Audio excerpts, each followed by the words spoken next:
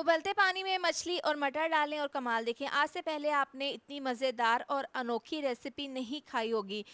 तो इसके लिए मैंने साबुत मछली ली थी, इसकी मैंने अच्छे से सफाई कर ली थी, इसको अच्छे से वॉश कर लिया था। पानी को उबलने के लिए रख देंगे, साबुत मछली पानी में डाल देंगे, साथ ही इसमें मटर डाल देंगे। इसको उबलने के लिए रख देंगे। अब यहाँ पर इसको उबलते हुए तकरीबन 10 मिनट हो गए हैं।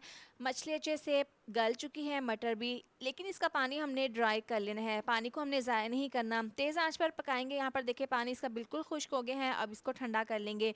मछली का गोश्त हमने अलहदा कर लेना है और इसके कांटे अलहदा कर लेने हैं। तमाम गोश्त को एक दूसरे बाउल में डाल देंगे। उबले हुए मटर डाल देंगे, शिमला मिर्च, चॉप की हुई प्याज, बारीक कटा हुआ हरा धनिया डाल देंगे। साथ ही मसाले जाएंगे इसमें, 1 चम्मच नमक, कुटी हुई लाल मिर्च, पिसी हुई काली मिर्च डाल देंगे, धनिया पाउडर, पिसा हुआ गरम मसाला, आधी चम्मच हल्दी पाउडर, अच्छे से मिक्स कर लेंगे। साथ ही वीडियो पर प्यारा सा कमेंट भी कर दिया करें।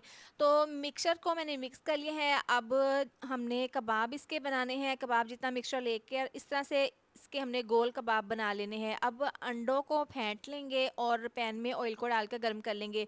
अंडा इस तरह से लगाकर कबाब के ऊपर तो इस तरह से ऑयल में डाल देंगे और फ्राई कर लेंगे। 3 से 4 मिनट के बाद इसकी साइड को चेंज कर देंगे और दूसरी साइड से भी फ्राई कर लेंगे। तो लीजिए, गर्मा गर्म बहुत ही लजीज और बहुत ही ज़्यादा टेस्टी मछली के कबाब बनकर तैयार है। आपने इसको एक बार ट्राई कर लिया ना, तो यकीन करें आप इसको बार बार बनाएंगे। बहुत ही मज़ेदार रेसिपी तैयार है।